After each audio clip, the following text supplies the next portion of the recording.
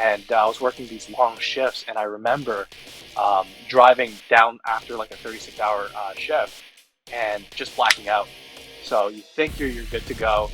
Your windows are down, you're drinking your coffee, you're listening to a podcast, and lights are out because your brain's like, you've worked too much, like let's just turn off. And I ended up driving into like almost a median, scraping the shit out of my car. And that wasn't the scariest part. The scariest wake-up call for me is when I came back home. I was so tired, I couldn't even make it to bed. I just like kind of sat down on the floor, collapsed. And when I woke up, I was like, okay, I almost died. But that was my biggest concern. Is my car able to drive me to my next shift? Like that was my biggest thought. And it took me a few days to kind of realize that is not okay, you know, and to realize that some doctors are working like this, I was like, that is not okay either.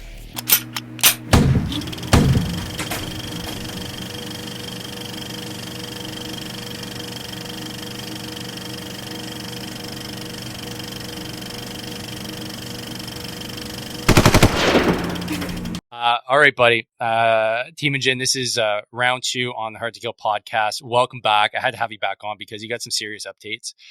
I saw you on TV. So spoiler alert. No, it's spoiler crazy. alert. The cool thing about what you're doing is that, well, I've seen it pretty much since the start on socials, and now you're like world famous and kicking ass, taking names, and you've got a whole bunch of stuff on the go. So for those that didn't listen to the first episode, which was, oh man, it's like 2 years ago. It's crazy. Let's start with who you are, and then we'll get into the cool stuff you're doing. Yeah. So my name is Temojin Tan. I was a corporal in the same army regiment as Dave Sergeant over Morrow, here, still and Sergeant he was Morrow, actually, still Sergeant Morrow. it was still sergeant before you commissioned. So it was a long time ago, and you were one of the first people to train me. So I think it was actually my basic infantry course that you were training Yeah. me on. So long time ago, and between my training in the military and what I'm doing now, I got really into both survival aspects of things and also helping things. I found every time I was in that 2IC or IC position, I was more geared towards helping like people adjust, helping people with minor illnesses and stuff like that. So I really geared towards the medical side of things, and then kind of dove into that soon after I decided to outclear. Got my physician's degree in Michigan, and then really was scratching my head on how I could combine those two. That big love for the outdoors and survival and helping people, and what I've come across is how can people best help themselves in emergencies with limited resources, and that's kind of the niche that I've carved out for myself.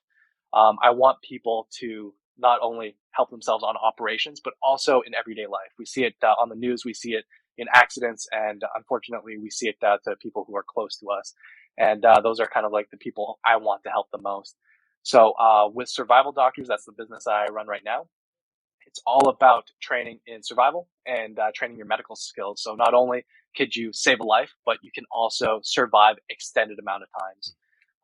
And if you don't know the show that I was on, it's on the History Channel. It's called Alone. I'm on season 9. And the whole premise is you take basic items, so 10 basic items, and you survive as long as possible. And you basically compete, and you're self-filming, you're trying to hunt and all that, and you still have to set up that stupid shot to make sure everything's caught on camera.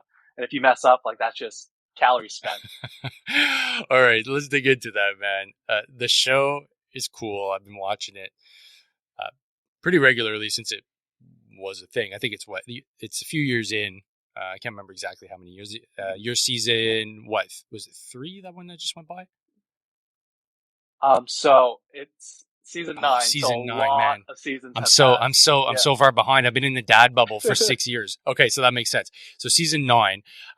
So that was the one that just passed.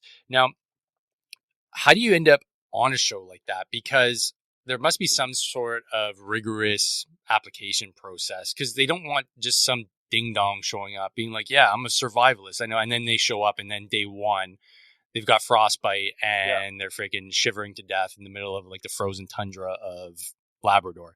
So take us on like the journey. Like, how did you get from, what you were doing? Like, you were medical doctor doing medical doctor stuff. Hmm. You have your Hmm. survival company, and then now you're on a internationally acclaimed TV show that is putting you out in the middle of nowhere and having you survive. So how do you even get on that? Yeah, so it was a combination of a few things, and I think things just lined up for me where I was trying to figure out what I wanted to do in life, trying to reconcile my passions for outdoor survival and medicine. It was at a time where I felt incredibly lost, to be honest. I was in my first going on to second year of medical school, completely burnt out.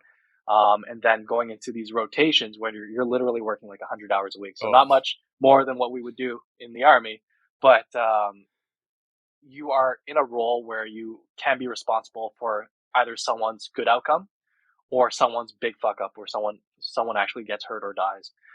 So in all of that, I think the hardest part for me, and I remember this in my transition to my fourth year of medical school.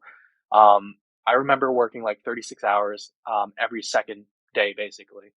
And at that time, I was so engulfed in what I was doing that I just like let go of all my relationships. You know, like you just got to be a doctor. You spend so much money. You got to do that, and you got to put on a smile and basically get recognized by everyone around you. That kind of spun into the ending of a what I thought was a good relationship, and that spiraled into me literally saying to myself, "You don't deserve a place to stay. You don't deserve a roof over your head." So I ended up losing my home. I ended up losing like a bunch of stuff, and I ended up not being financially stable enough to have a home myself. So I was living in Windsor and commuting to Detroit prior to that when I had that house. So when all that was gone, I was like, took my old army ruck, shoved it into my old van, and I was like, you know what? Like I'm just gonna live out of my van, and I have a shift tomorrow, so like I can't think about anything else. I just got to show up at 5 and do what I need to do. So it was actually that year that gave me a lot of insight into who I am as a person, what I deserve, and where I want to go with things. You know, so it took me a year to realize that I'm worth something. You know, after eating Planet Fitness like pizzas on Fridays and like scavenging and like hoarding shit and smelling like a homeless person for almost a year and still getting the job that I wanted, the job that I thought was kind of a reach for me for my residency training. That was like the first moment. It's like, okay, now you can like have an apartment. Now you can like start eating properly. And I think that was the first big wall for me. And the second one, and that's where I started to get noticed by other organizations outside of just the medical field, is okay, like I get this job, I'm getting my training, I'm getting paid now, which is phenomenal. But I can't find a mentor that is absolutely happy with their life. Everyone around me is miserable and recommending for their own kin, you should not be a doctor, mm, or you should second guess that because if you're not sure, this is not a great gig, whether that's financial, whether that's like sacrificing relationships or so forth. And to spend almost like 400 grand US in training and time and sacrifice and dead relationships, I was like, shit, like that's such a dead end. And I was working these long shifts, and I remember driving down after like a 36-hour shift and just blacking out. So you think you're good to go. Your windows are down. You're drinking your coffee. You're listening to a podcast, and lights are out because your brain's like, you've worked too much. Like let's turn off. And I ended up driving into like almost a median, scraping the shit out of my car. And that wasn't the scariest part. The scariest wake up call for me is when I came back home. I was so tired I couldn't even make it to the bed. I just like kind of sat down on the floor, collapsed. And when I woke up, I was like, okay, I almost died. But that was my biggest concern. Is my car able to drive me to my next shift? Like that was my biggest thought. And it took me a few days to kind of realize that is not mm. okay, you know, and to realize that some doctors are working like this, I was like, that is not okay either. So when I started to niche down and be like, okay, we need to find an out, we need to find somewhere to wrap my business around a passion that's deeper than just helping people. And that's where I started to look into the medicine side of survival. Do people know how to improvise tourniquet properly? Are they giving good advice about water purification and all these things? And after looking at a lot of so-called experts out there and talking to a lot of people, the answer is no. There's a lot of outdated information out there. There's a lot of dangerous information out there. And after posting some good stuff, so I'm like, this is what we do in actual rescue and search and rescue stuff and out of hospital medicine.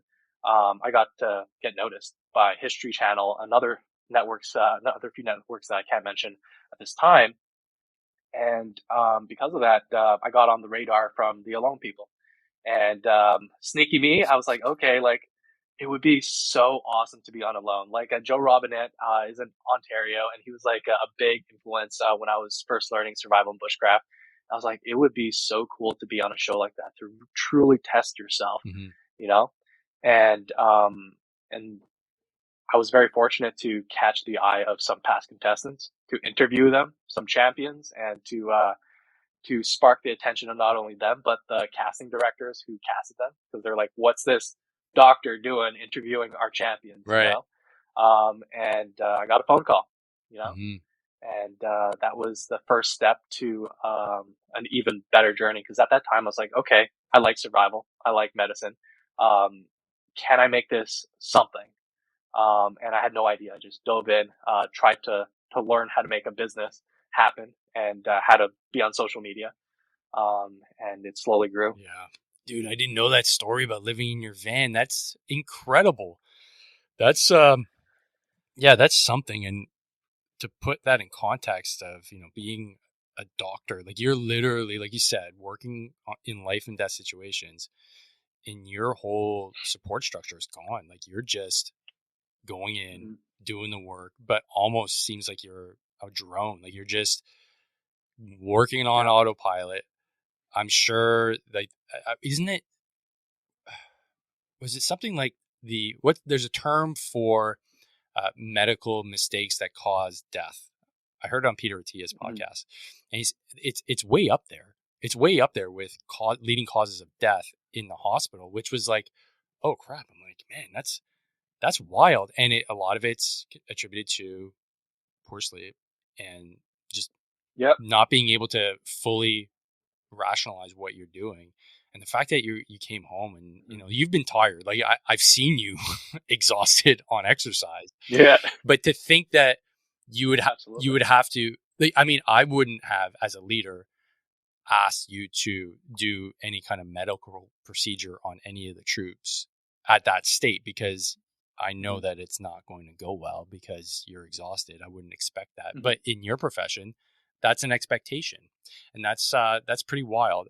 Absolutely. But the good that came out of it was, you got introspection into yourself and what it meant. And you said, I want something more, something better. I want to take this and use it in another medium, which is in the survival space, which is really cool. It's really commendable that you went out and did that, because the amount of people you're able to help people at scale now, which is really cool, because what you're doing is Mm-hmm. giving people just the tools.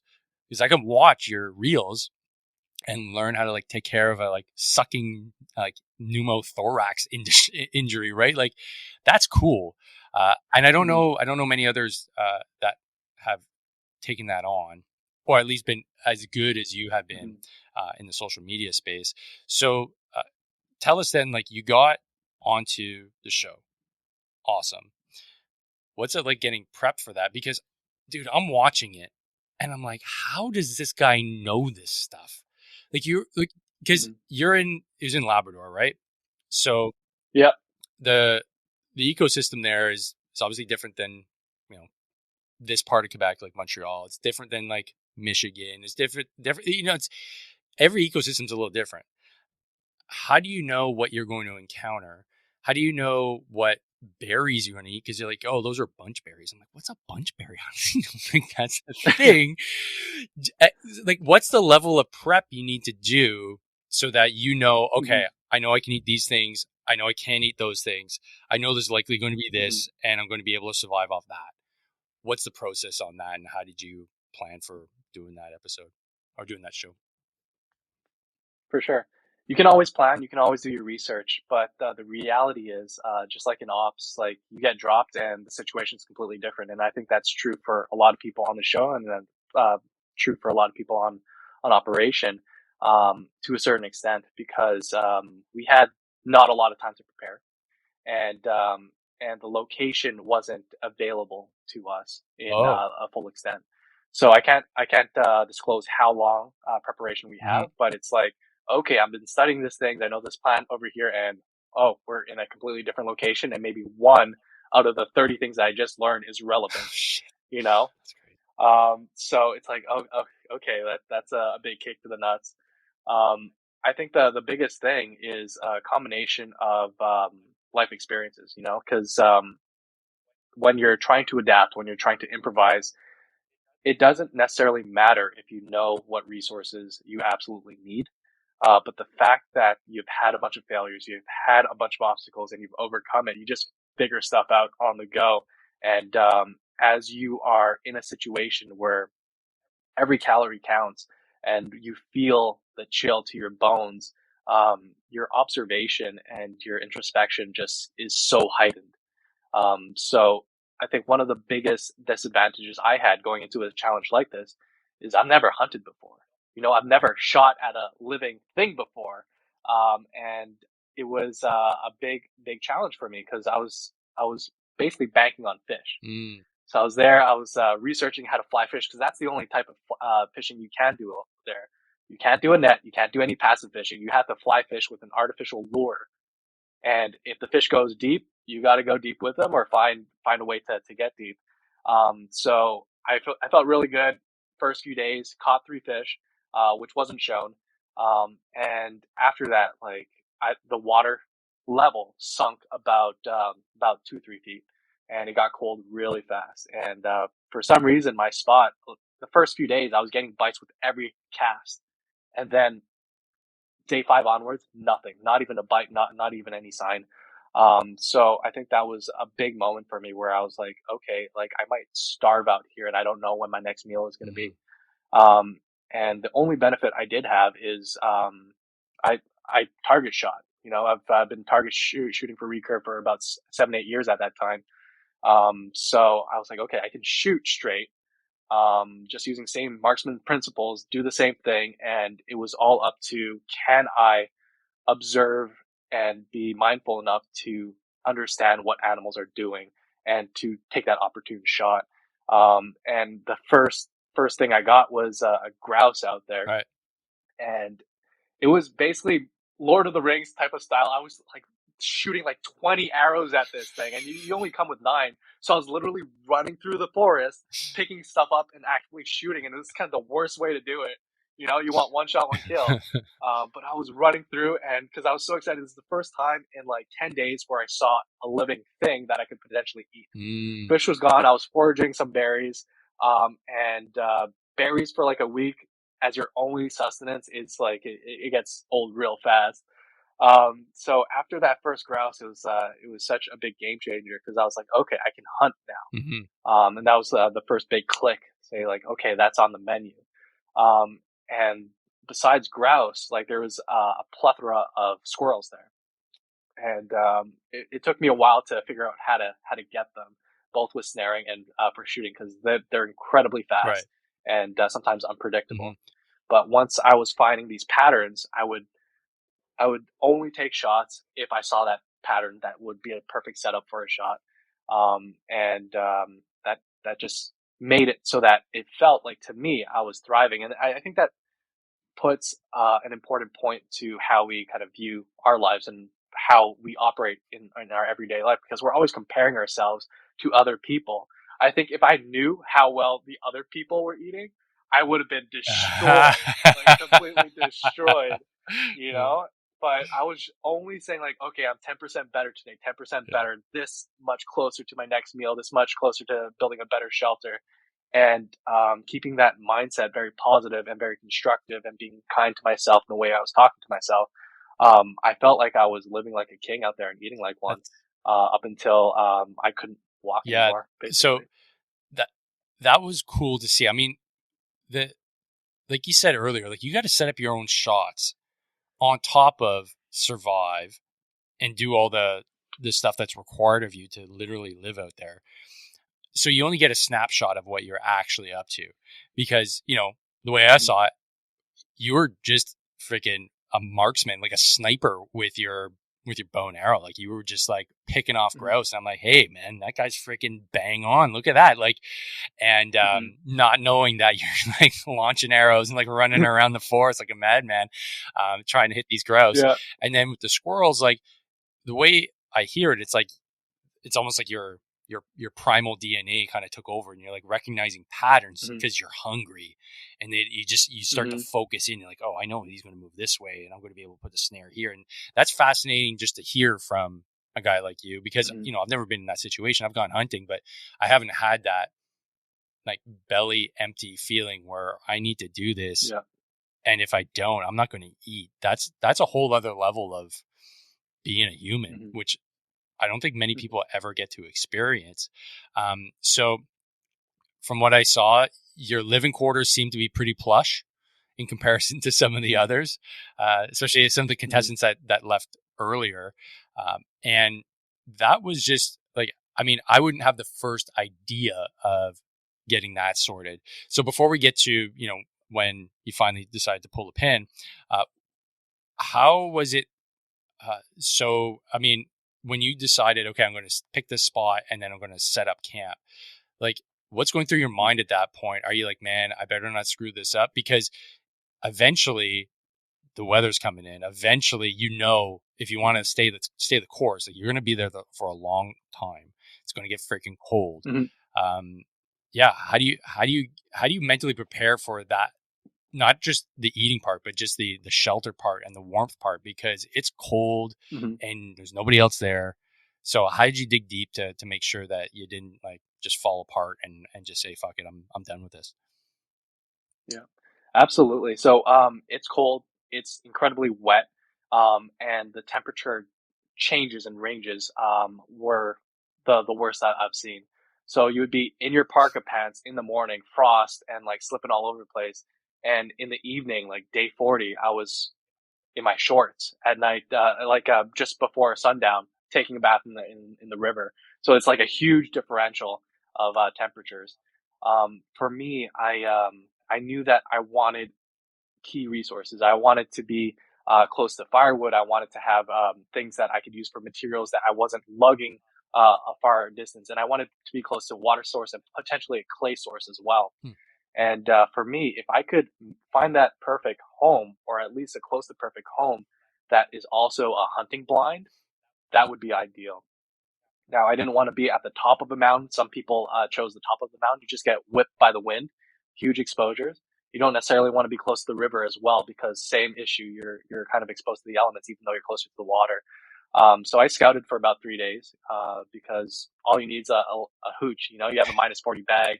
I didn't even use my sleeping bag for the first 10 days. It was just the same military army parka that we are issued, army surplus. Got that, and I used that just to cover myself for the first 10 days.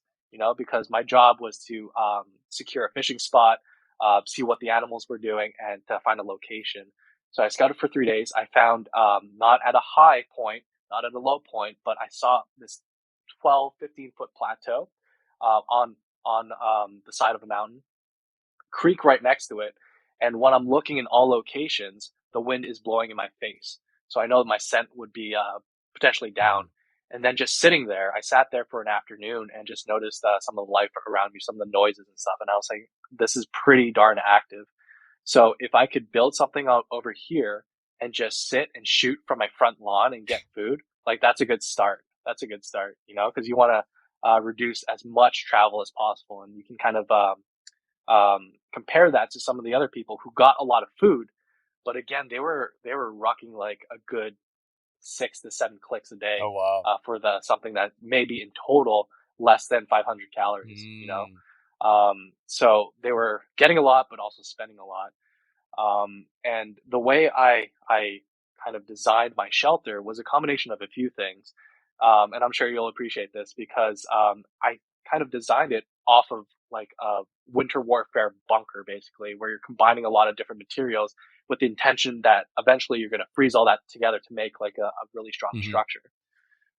So I basically rolled big blocks of moss, about 2 feet by 1 feet thick, just downhill onto my shelter location, and just laid it on as bricks.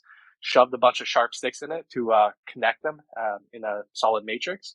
And then after that, I had my roof up and my tarp was like on top of things. So I had my temporary shelter on top of me, building my permanent shelter below it. So you're not moving around or anything like that. And because you're spending so much time there, you notice the slightest little thing, and you're adding to that, adding to that, adding to that. For me, if I was dry and I had a fireplace, I know I would have been okay for at least 40, 50 Yeah. days.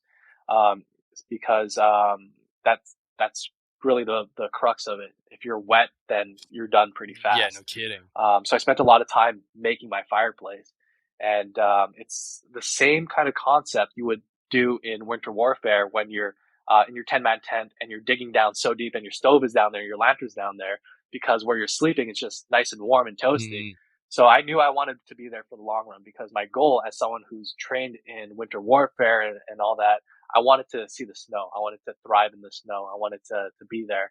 So I was like, I want to make this comfy. And I dug down into the earth to make that fireplace. And I used almost like a 45-degree angle in the soil base to reflect all that heat up to me. And I had a nice big old clay chimney too. that's so And cool, man. because, yeah, it's So really cool. cool to You guys combine got all to the you guys got to check out concepts. the episode. It's wild, man. And the fact that you built that all yourself and just from your imagination and obviously experience is just it's a testament to just your ingenuity, but also your ability to just stay focused. Because like, dude, after 3 days of being alone in the woods, Mhm. I don't know if I'd have the ability to like keep on going. Like just the mental fortitude of being alone, most of us never experience that. So, I mean, I could start playing on your mind. So, like, what, like, you said 3 days, kind of like, oh, it was just 3 days. I was just kind of chilling, like seeing what was going on, nature and stuff like that. But you were there a hell of a lot longer. So you got the shelter set up. You got food coming in. How long were you out there total? So out there total, I was out there for 63 Oh, days. oh my god. And yeah, that was a big X, big X. Yeah, no kidding. The longest winter X ever. Oh my god. And there's no comms, right? Like the only comms you have is like if you need help. You got I assume a sat phone. So like you don't I assume there's check-ins with staff, or is it really Mhm. like you're just out there like and then they come get you if you need help. You can assume that they do like safety checks and that type of Right. stuff, but they really limit interactions. So it might be the case where I don't see anyone, and magically, uh, batteries and stuff like that just shows up on the shoreline. I'm like, okay, like my batteries are done. I'll switch them out, and then Right. like no contact. Right. And to be honest, it was such a spiritual journey for me because of those first 10 days where I will like the pain you go through hunger is something that I think everyone should experience at least once in their lifetime to appreciate. It is a type of suffering that I um, can't describe. Wow. It is like an emptiness almost that you can't reach. You know, it's a pain that you can't reach. It's not like a stabbing pain or anything like that. It's like a pure desperation, emptiness. And after that, after you feel that, I feel like you are most open to thinking about possibilities of any kind of help, whether that's spirituality, whether that's religion, whether that's your ancestors, spirits of the woods, or like indigenous like things. And I was like, all right, I'll throw it all out there. Like I was praying, I was like asking my grandfather who's passed away for help. I was trying to respect the elders of the land, all Jeez. sorts of stuff. And it's very interesting on how you can target your attention when you do that. So if you are asking for one thing, animal protein or whatever you want in life, just one Mhm. thing, and whatever in the universe delivers, that feeling is like no other. You get on such a huge high when you're like, okay, someone's looking after me, someone's feeding me, someone's giving me little clues, you know. And every time I was asking for stuff, it would literally be a day or so later, and I was getting these signs. I was getting these massive resources. I was like someone's got my back. And for me, that's one of the reasons why I never felt alone out there. I would even argue that I've felt more connected to and more deeply connected to things around me, both spiritually and also just the animal environment and just myself, so much more deeply than I ever have been in my life prior to that. And a lot of it had to do with that desperation that allowed me to be open to trying to ask for help and vocalizing that and feeling what that felt like when I received it. Oh my God. Wow.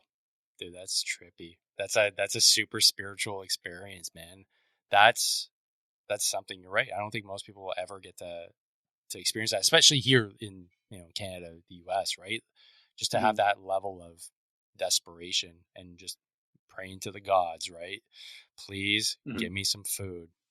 That's so fascinating to hear because like that's where your intentions and the manifestation of those intentions. There's Mm-hmm. some sort of, I believe in the energies, right? Like universal energy, like vibrational energy, like what you put out into the universe, you get Sure. back in return. And in your case, Mm-hmm.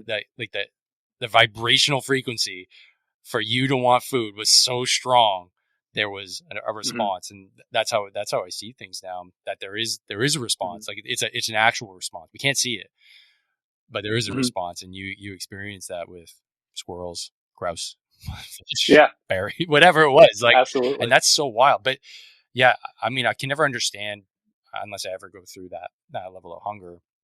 But the way you describe it, like, I mean, the longest I've gone is a 3-day fast. I'm hungry, but I'm not at the point that you just described where it's this like religious experience where, oh my God, I'm begging, I'm praying for Mm-hmm. food.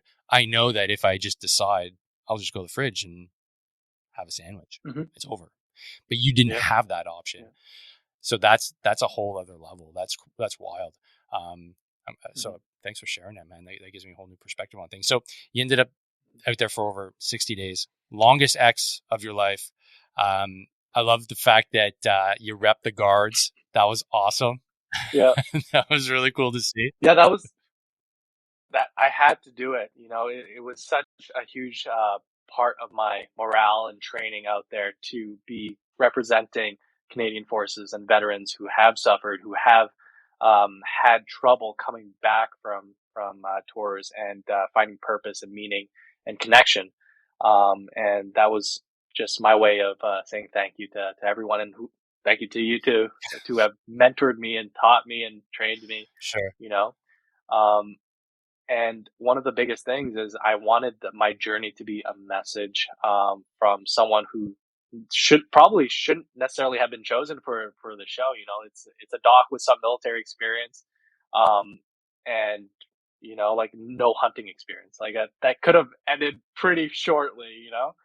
Um, and I think the story that I wanted to share is that despite having some of those disadvantages, and despite not knowing what to do every single step of the way, I figured it out, and I just wanted people to know that they can figure stuff out too, even though they're scared, they don't know what their next step is, and they're suffering, they're in pain, and to know what it's like to appreciate things, to ask for things, to ask for help, and I wanted to leave in a place of strength where I could still walk on my own 2 feet. Hmm. And it was so reminiscent to make a sled and make that setup and pull my kit out of there myself.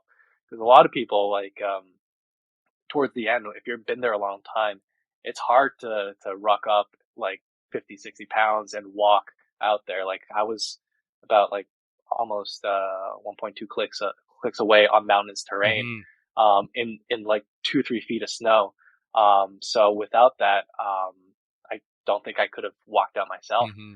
So just having that last push, I think is the way I wanted my story to end. Hmm. And you know what, man? Like, impressive is, I guess, the best way I can describe it. And yeah, I love that you pushed, you pushed, you pushed, and like you said, Dick, you were able to walk out on your terms, which was freaking really cool. And what you did was impressive. And now you've gone on. and you're doing even more impressive stuff. So why don't you describe what you're doing now on the business side of things, and how you're teaching others what you've learned? Mhm. So my business, Survival Doctors, teaches everyday people who want to be more prepared for medical emergencies, either survival situations or accidents or traveling or whatever. So we want to prepare people for any situation. And we both do that online. So if you want to learn all this stuff, come and do these virtual classes with me. That's an option. And you'll get like over 40 hours of education. But what I'm really passionate about is the in-person training. You know, there's a connection there, and you're passing on these physical skills and passing on the nuances of what it's like to survive and what it's like to give medical care and to diagnose things. So I'm very excited to partner with the Great Ape Empire, who's a veterans group out here in Ontario, and they are 9 veterans. A lot of them are specially trained, way more than I am. We're talking about CSOR, Pathfinders, and paratroopers, and these guys know their stuff. These guys have put in their time, and they're sharing all these information and skills with regular public people, which is a huge, huge benefit. I learn stuff from them every single time I work with them. So we're doing a 10-day X basically, where they're learning a bunch of survival stuff, a bunch of medical stuff, going through simulations, and then they're doing like a 24-hour X at the end, really to grasp the whole multitude of that experience. Going to a place, evaluating a victim, stabilizing them, managing them, getting a call saying rescue's not coming, and then having to survive in that situation. And we've had students in the past October never made a fire before, making friction fires by the end of it, Wow. making fires in the rain. Like it was raining the whole time, and these guys were pumping out amazing shelters, pumping out fires, and really doing an awesome job with little to no experience. And it's something that I'm really proud of. Excited to collaborate further on, and in the future, after this basic courses, we're going to be starting expeditions, both for veterans and also for other organizations as well. Wow, dude, man, you're crushing it. I love it, man. I love